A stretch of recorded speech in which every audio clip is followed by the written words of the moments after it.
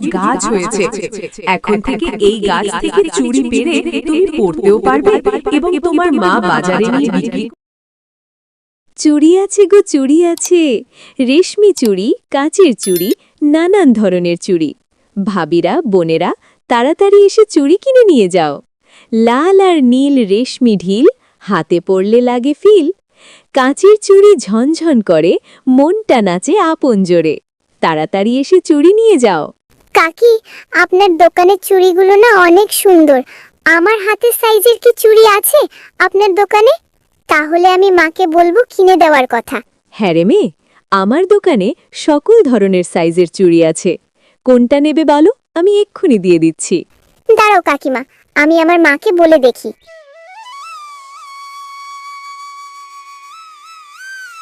মা, ও মা, দেখো না এই কাকিমার দোকানের চুড়িগুলো কত সুন্দর। কত সুন্দর সুন্দর কাঁচের চুড়িও এনেছে। আমাকে এক মুঠো চুড়ি কিনে দাও না মা। টয়া, এ কারণে আমি আমার সঙ্গে করে তোকে মেলায় নিয়ে আসতে চাইনি। আমি ঠিক জানতাম তুই আমার সাথে আসলে এইটা ওইটা কেনার জন্য বায়না ধরবি। আমার কাছে যে বাড়তি কোনো টাকাই নেই। যে কয়টা টাকা আছে সেই টাকা দিয়ে তো বাড়িতে ভাত রান্নার জন্য হাঁড়ি কিনবো ভেবেছিলাম। আর তুই তো চুড়ি কেনার জন্য বায়না করছিস।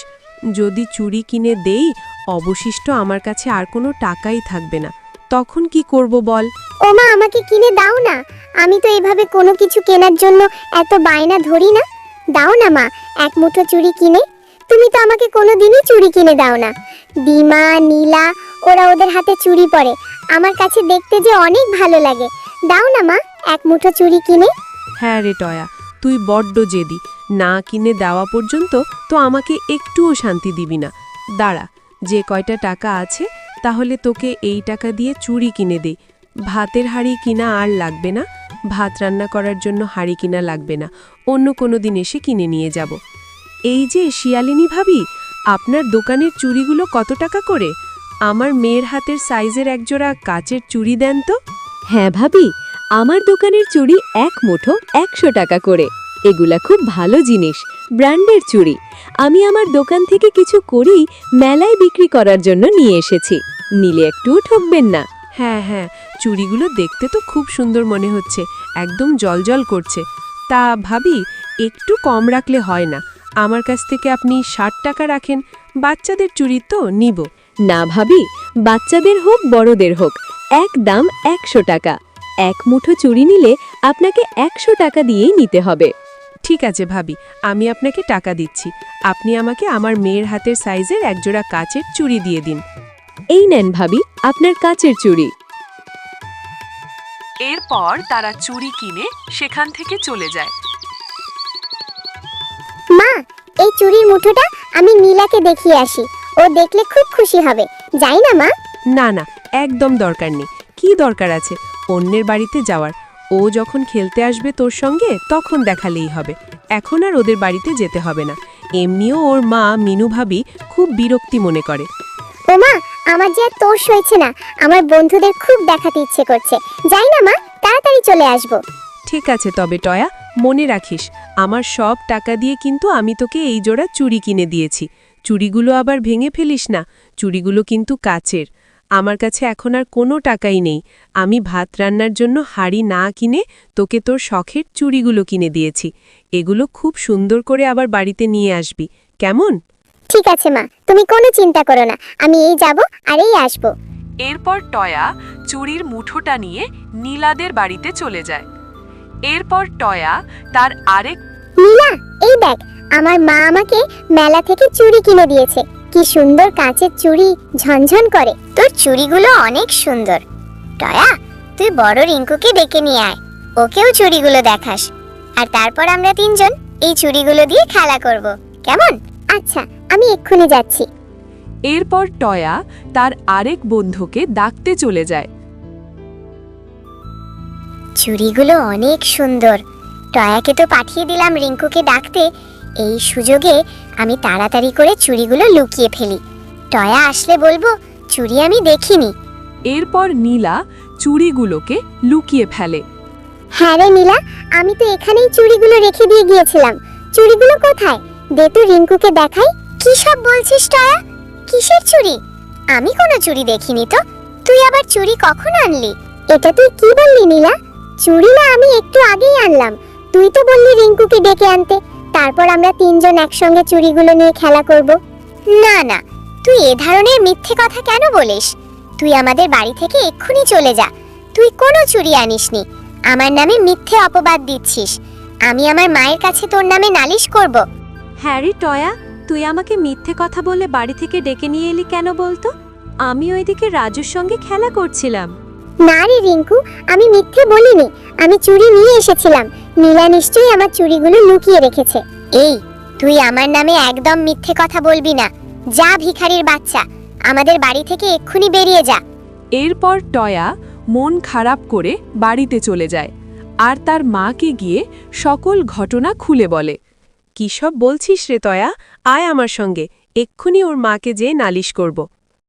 মিনু ভাবি, আপনাদের বাড়িতে আমার মেয়েটা একজোড়া চুড়ি নিয়ে এসেছিল, আর কিছুক্ষণের মধ্যেই আপনার মেয়েটা সেই চুড়িগুলো লুকিয়ে রেখে আমার মেয়েটাকে বলছে চুড়িগুলোও দেখেনি। আপনার মেয়েটার কাছে আমার মেয়ের চুড়িগুলো রয়েছে, ওর কাছে জিজ্ঞেস করে চুড়িগুলো আমার মেয়েকে ফিরিয়ে দিন। কি সব বলছিস রে শেফালি? আমাদের কি তোদের মতো ভিখারি মনে হয় আর চোর মনে হয়? আমরা কেন তোদেরটা চুরি করব?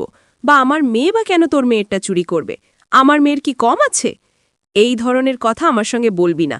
এক্ষুনি আমাদের বাড়ি থেকে চলে যা। মিনু ভাবি, এভাবে বাচ্চাদের প্রশ্রয় না দিয়ে আপনার মেয়ের উচিত ছিল আপনার মেয়ের কাছে জিজ্ঞেস করার। হ্যাঁ, আমরা গরিব হতে পারি, কিন্তু চোর নই। আমি আমার মেয়েকে এ ধরনের শিক্ষা দেইনি। ও, তাহলে তুই বলছিস আমার মেয়েকে আমি চুরির শিক্ষা দিচ্ছি? কত বড় সাহস! আমার বাড়িতে দাঁড়িয়ে দাঁড়িয়ে আবার আমাদের চোর বলছিস? এক্ষুনি আমার বাড়ি থেকে চলে যা। আমি তোদের কোনো কথা শুনতে চাই না। আয় মা, চল, এদের সাথে কথা বলে লাভ নেই, এরা আর চুড়িগুলো দিবে না। এরপর তারা মা ও মেয়ে সেখান থেকে চলে যায়। আমার মা কত কষ্ট করে টাকা জমিয়ে আমার মার প্রয়োজনীয় হাড়ি না কিনে আমাকে এই চুড়িগুলো কিনে দিয়েছিল, আমি বায়না ধরি বলে। আর আজকে আমার জন্যই আমি এই চুড়িগুলো হারিয়ে ফেললাম। হে সৃষ্টিকর্তা, আমার সঙ্গে কেন এরকম হয়? আর আমার জন্যই মাকে এতগুলো কথা শুনতে হলো। আর তখনই একটা পরী চলে আসে। মিষ্টি মেয়ে টয়া, তুমি এখানে এভাবে বসে বসে কাঁদছো কেন? কি হয়েছে তোমার? আমাকে সবটা খুলে বলো। এরপর টয়া পরীটাকে সব কিছু খুলে বলে। সব শুনে পরী টয়াকে বলে, এই নাও টয়া, এই ফুলটা তুমি তোমার বাড়িতে নিয়ে রোপণ করে দিও। রোপণ করে তোমার মনের ইচ্ছা যেটা তুমি পোষণ করবে, এই ফুলটা তোমার সেই ইচ্ছে পূরণ করে দিবে। টয়া সেই ফুলটা নিয়ে বাড়ির আঙিনায় রোপণ করে দেয়। আরে টয়া, তুই এটা কি রোপণ করলি বাড়ির আঙিনায়? মা, ও মা, তোমাকে আমি বলছি। এরপর টয়া তার মাকে সকল ঘটনা খুলে বলে। কি রে টয়া, এখনো ঘুমাচ্ছিস না কেন? অনেক রাত হয়েছে, এবার ঘুমিয়ে পড়। মা, আমার যে একটু ঘুম আসছে না। আমার জন্য মেনু কাকি তোমাকে কতগুলো কথা শোনালো, আর তোমার জামানো টাকা দিয়ে তুমি আমাকে চুড়িগুলো কিনে দিলে। ও কিছু নয় রে টয়া, আমি আবার টাকা জমিয়ে তোকে তোর পছন্দ মতো চুড়ি কিনে দেব। এখন ঘুমিয়ে নে। মা, ও মা, দেখো আমাদের বাড়ির উঠোনে কত বড় একটা চুড়ির গাছ হয়েছে। কত ধরনের রেশমি চুড়ি ধরেছে। হ্যাঁ টয়া, এটা কিভাবে সম্ভব? চুড়ির আবার গাছ হয় নাকি কখনো? যাই হোক, ভালোই হয়েছে। এই গাছ থেকে তুই পছন্দ মতো চুড়ি নিয়ে এখন থেকে পড়তে পারবি। টয়া, তোমরা মা ও মেয়ে অনেক ভালো, অনেক সৎ, তাই তো? তোমাদের সেই ফুল থেকে এত বড় একটা জাদু চুড়ির গাছ হয়েছে। এখন থেকে এই গাছ থেকে চুড়ি পেরে তুমি পড়তেও পারবে এবং তোমার মা বাজারে নিয়ে বিক্রি করে তোমাদের সংসারের অভাবও দূর করতে পারবে।